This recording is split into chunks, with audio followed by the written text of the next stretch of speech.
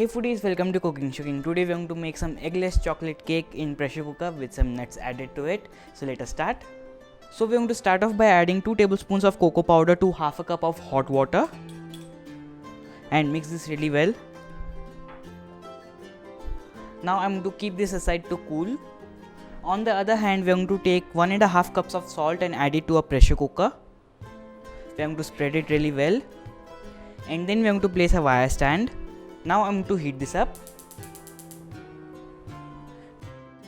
So we are going to start off by taking a sieve and we are going to sift in the dry ingredients, which has the 1 cup of plain flour or maida, 2 tablespoons of corn flour and a teaspoon of baking powder. We are going to mix this well and get it all sifted. Now we are going to cream the butter and sugar, which is basically taking 1/4 cup of butter and add it to a mixing bowl. Then add 1/4 cup of powdered sugar. Now whisk it really well.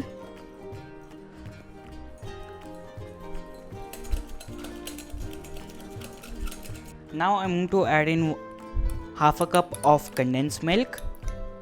Now this is homemade. You can check out our recipe how to make condensed milk at home. Very easy it is. Now I'm going to whisk this for about 2 to 3 minutes or until it is fluffy. So this looks good. Now I'm going to add in half of our dry mixture that we sifted earlier and our cocoa powder mixture,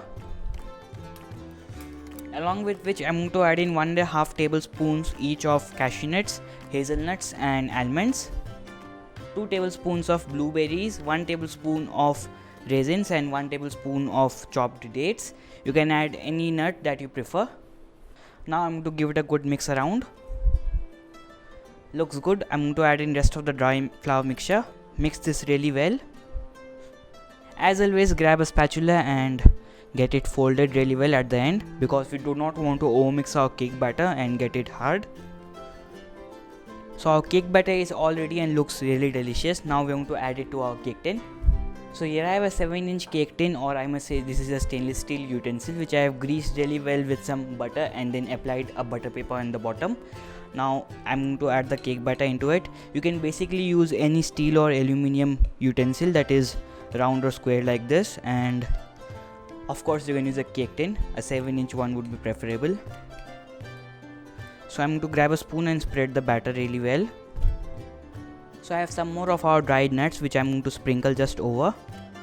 So our cake batter is all ready to go inside our cooker to get baked. I'm going to bake this in low to medium flame for about 35 minutes, and you can also bake this in an oven at 180 degrees centigrade for about 30 to 35 minutes or until a toothpick comes out clean.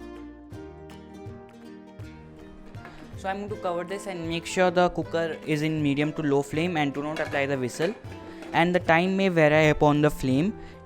You can check the cake with a toothpick after 30 minutes. If a toothpick comes out clean, your cake is ready. Otherwise, bake it for another few moments. So it's been about 35 minutes. Let's check on our cake. So carefully open it.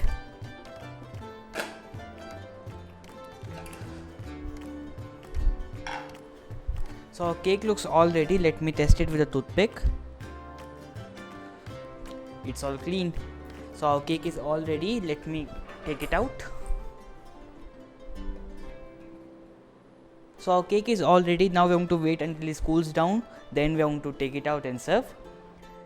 So our cake is cooled to room temperature. Now I am going to run a knife over the edges, and then I am going to flip it over to a wire rack so that it cools down really well. After the cake has been cooled, I am going to sprinkle over a little bit of powdered sugar. This is totally optional but gives that extra look to it, and then serve it.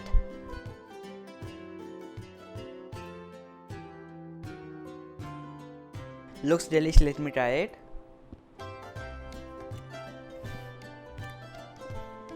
This is filled with fruits and nuts and totally delish. So make sure you try this. I'm sure you'll love this. You can find the text recipe on our website cookingshooking.in. I love the blueberries in here. This is so much better the next day. Thank you for watching. Do subscribe. It's free. Bye.